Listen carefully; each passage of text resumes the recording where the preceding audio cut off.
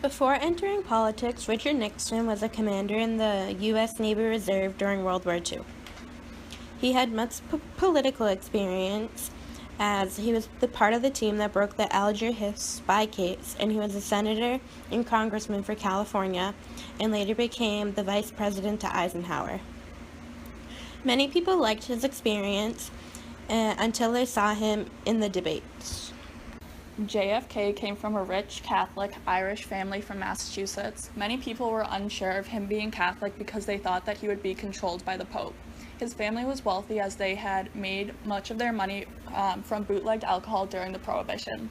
His father was an experienced politician as he was an ambassador in the UK and served on the U.S. Securities and Exchange Commission under FDR during World War II. JFK served in World War II as a lieutenant in the Navy and received a Purple Heart. He also went on to be a senator of Massachusetts and a U.S. representative from Massachusetts.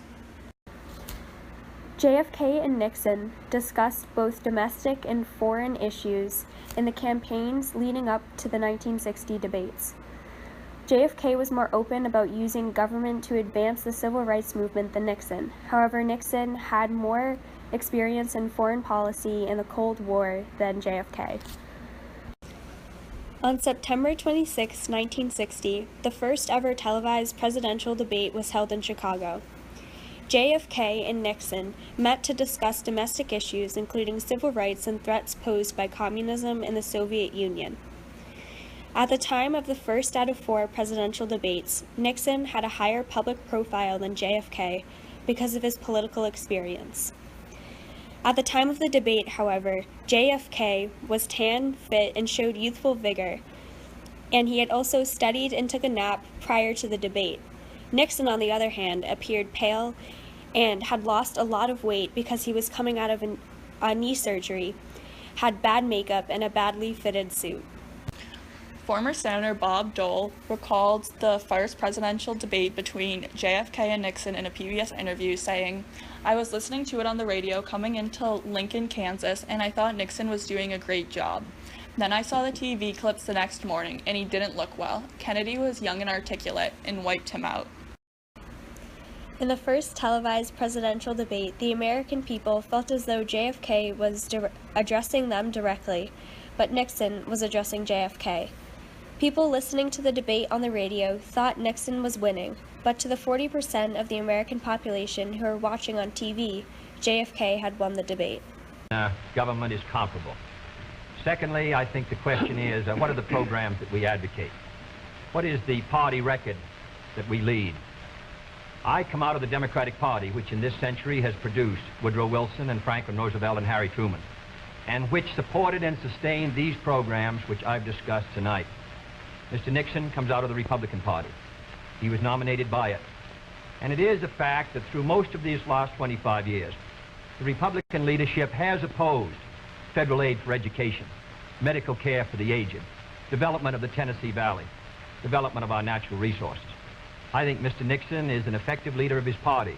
I hope he would grant me the same. The question before us is, which point of view and which party do we want to lead the United States? Mr. Nixon, would you like to comment on that statement? I have no comment. Over the course of the next 3 debates, Nixon looked healthier and more composed, and also gained back weight that he had lost post-surgery. However, the first impression of Nixon as pale and fragile stuck with voters, and swung the election in favor of Kennedy.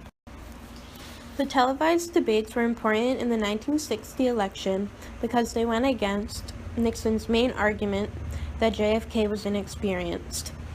People saw JFK as a leader, as he directed his comments directly at the American people.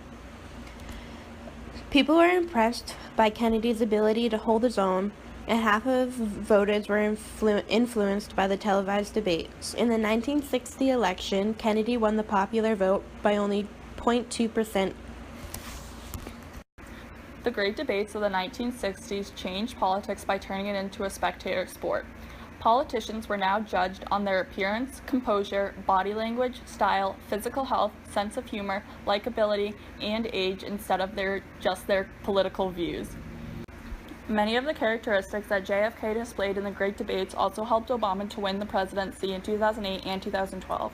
Both men were young and attractive and spoke eloquently with charisma. Appearance continues to have a big impact on politics, as shown by the televised debates between Hillary Clinton and Donald Trump. After the debates, the news coverage focused mostly on their looks, including Hillary Clinton's interesting pantsuit, Donald Trump's odd body language, complexion, and weight.